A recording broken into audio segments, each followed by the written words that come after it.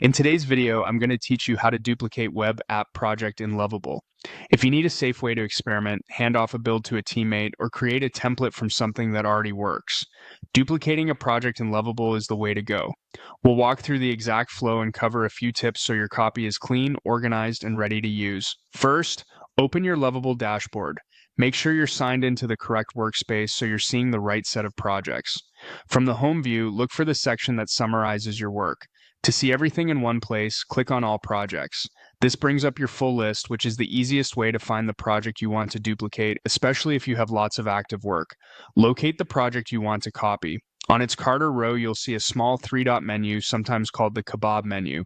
Click that and choose Remix. Remix is Lovable's built-in way to create a new project based on an existing one, so you can carry forward what works without touching the original. You'll see a prompt explaining what's about to happen. By remixing a project, you'll create a copy that you own. This means the duplicate is separate from the source, lives under your account or workspace, and won't affect the original in any way. It's perfect for branching ideas, trying new integrations, or preparing a variant for a different client or environment. Next, give your new project a clear name. A helpful approach is to include a short descriptor like the purpose, environment, or date so you can tell it apart at a glance. You can always rename it later, but picking something specific now will make your dashboards cleaner and reduce confusion for collaborators. You'll also see an option to include project history.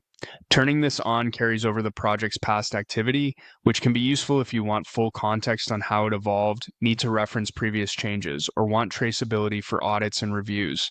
If you prefer a fresh start with just the current state, leave it off for a slimmer, cleaner copy. When everything looks right, click Remix to confirm. Lovable will create the duplicate and take a moment to set things up.